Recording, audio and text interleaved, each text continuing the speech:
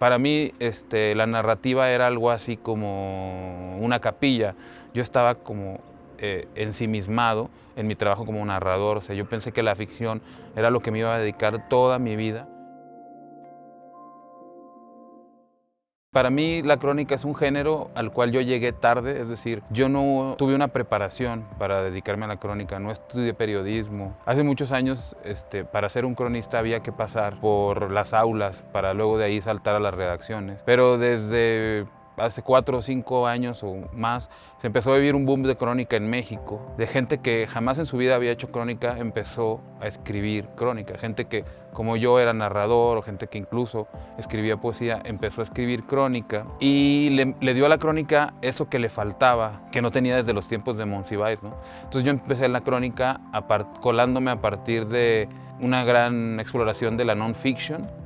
Empecé a leer muchos autores de non-fiction y ahí me di cuenta de que pues, había, como mucha gente de mi generación, e incluso gente más joven, pues, que ahí había una beta muy grande. Como yo no fui a la universidad, ¿no? Comencé a escribir por una gran serie de equívocos, ¿no? En primer lugar, yo quería escribir sobre rock, pero vivía en una ciudad donde no hay una escena de rock, entonces eso se convierte en un disparate por completo. Por otro lado, yo empecé a leer muchas revistas de rock, esa fue mi primera literatura. Entonces mi preparación más que nada partió del periodismo musical. Cuando yo me doy cuenta de que tengo esta relación con el lenguaje y que empiezo a escribir, al no tener en el horizonte como un plan de vida, al no haber estudiado una carrera universitaria, yo soy producto de un hogar roto, o sea, no es como que tuviera un padre que me insistiera en que fuera médico, en que fuera abogado, en que me quedara con el negocio de la ferretería. Pues tuve esa capacidad y esa oportunidad de construirme a mí mismo.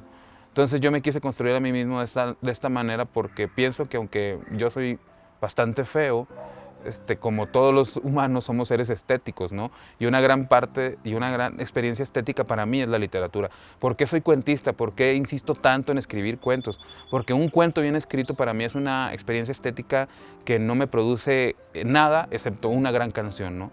Tú escuchas a Led Zeppelin, escuchas, no sé, Since I've Been Loving You, y es una experiencia estética, o sea, va más allá de una simple canción como entretenimiento, ya va un paso más arriba, ya no solo es entretenimiento.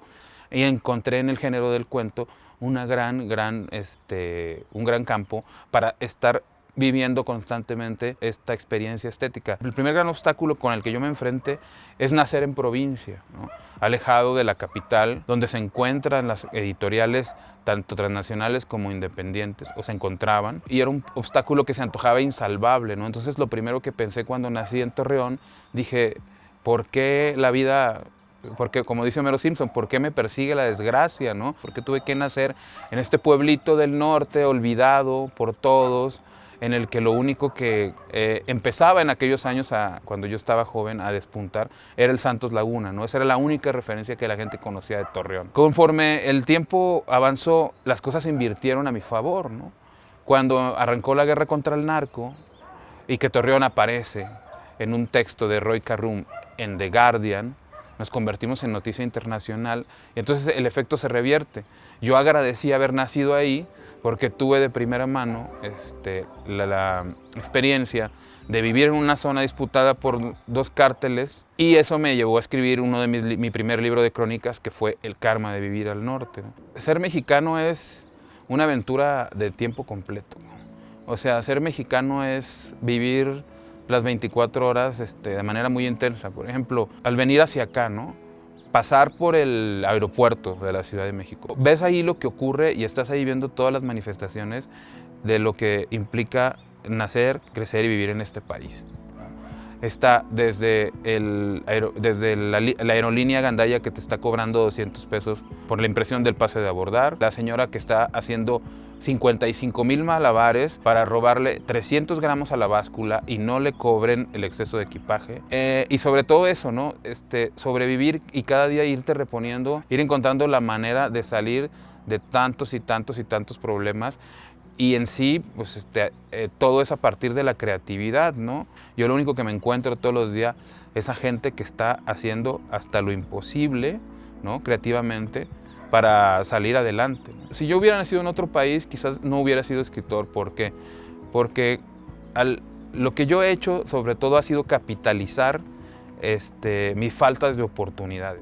Entonces, cada vez que yo tengo que algo juega en mi contra, yo lo exploto, ¿no? Por ejemplo, en la crónica del Pericazo Sarmiento, o sea, yo tuve unos años de adicción a la cocaína, pero no se quedó simplemente ahí.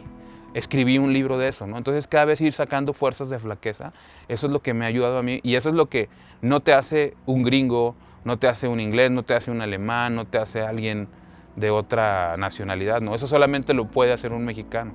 Ese es un superpoder que solamente tiene el mexicano. Mi quinto libro de cuentos, Despachador de Pollo Frito, estará en librerías alrededor del 15 de septiembre. Tengo un cuento de un gordito que trabaja en Kentucky, que por eso se llama Despachador de Pollo Frito. Tengo un cuento de un director de orquesta ahí adicto a los travestis. Y bueno, en general yo creo que es un gran libro, y si se quieren divertir, pues no se lo pierdan. Soy Carlos Velázquez, cronista y narrador y oriundo de Torreón, Coahuila.